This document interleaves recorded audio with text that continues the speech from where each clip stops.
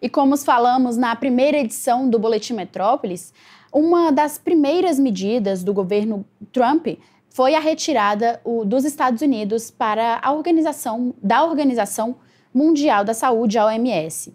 A decisão levanta questionamentos sobre o impacto na saúde global, nas relações internacionais e na política americana.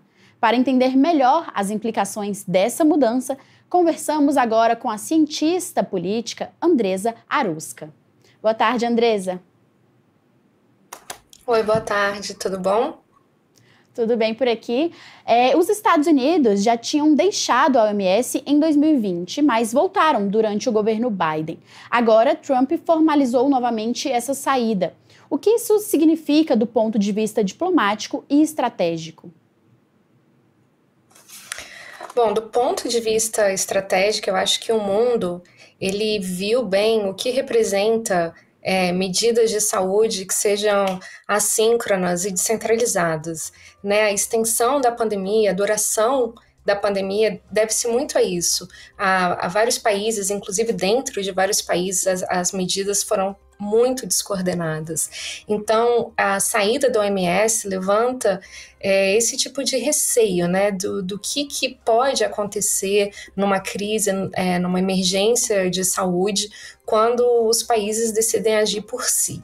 E é isso que o Donald Trump sinaliza, né, que os Estados Unidos não quer fazer parte de medidas, de acordos internacionais. Isso vai contra, né, um aprendizado que a gente teve internacional agora com a pandemia e vai contra também vários outros medidas de desenvolvimento internacional, de avanços institucionais e que realmente é um passo para trás nesse sentido.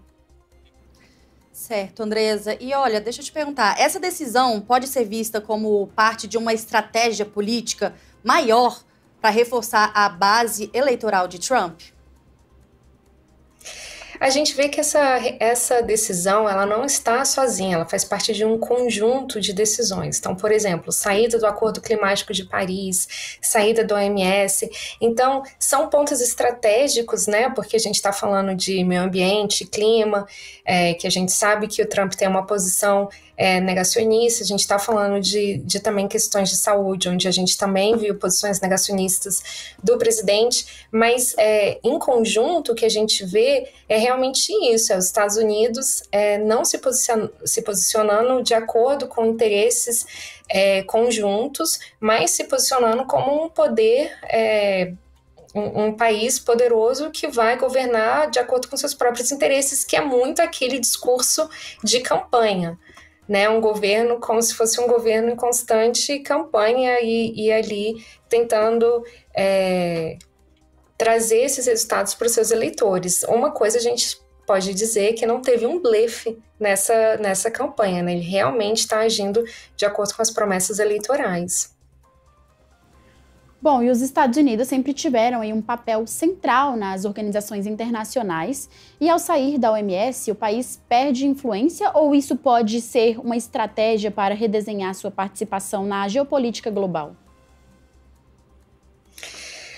É perigoso essa questão porque abre vários precedentes, né, de como que essas organizações internacionais elas vão fazer sem um país que é muito importante para que essas medidas sejam eficazes. Por exemplo, sem os Estados Unidos nos acordos climáticos, como é que você vai fazer? Um país altamente poluente, então como é que a gente alcança os resultados obtidos, os resultados esperados?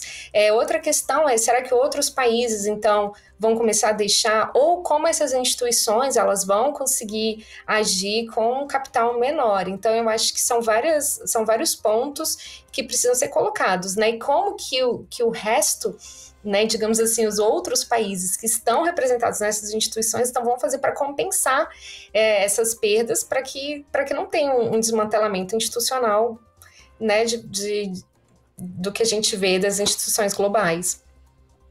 Bom, Andresa, e justamente falando de outros países, né? Esses países aliados dos Estados Unidos, como, por exemplo, a União Europeia, eles criticaram muito a saída dos Estados Unidos da OMS em 2020. Esse novo movimento pode gerar um novo desgaste político, diplomático? Como que você vê esse cenário? Tem toda uma discussão sobre como que, assim, existe uma certa hegemonia de uma condição democrática, participativa, de integração, que eu acho que está se desmantelando.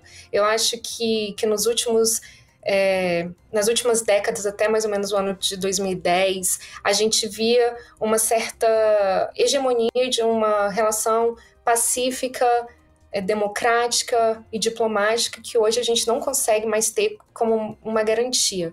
Então, esses dias o presidente né, a gente viu declarações, por exemplo, na Finlândia, falando que é como se a gente tivesse saído dessas férias. E agora esses acordos, essa diplomacia, ela não está mais garantida, né? Ela não está mais colocada. Ela vai ter que ser renegociada, vai ter que ser pensada, vai ter que ser discutida, vai ter que ser fortalecida. Eu acho que isso traz à tona essa importância de discutir. Então, como que a União Europeia vai se manifestar com relação a isso? Como que os países, né, vão defender acordos climáticos, vão defender acordos institucionais, internacionais, etc. Eu acho que isso não fica posto no sentido de ter uma garantia de que esses acordos eles vão vingar, de que as conferências vão ter uma importância, mas isso também não significa que não vai ter, só que eu acho que a luta, né, essa batalha vai ser muito mais importante agora, e eu acho que coloca a diplomacia internacional para trabalhar fortemente.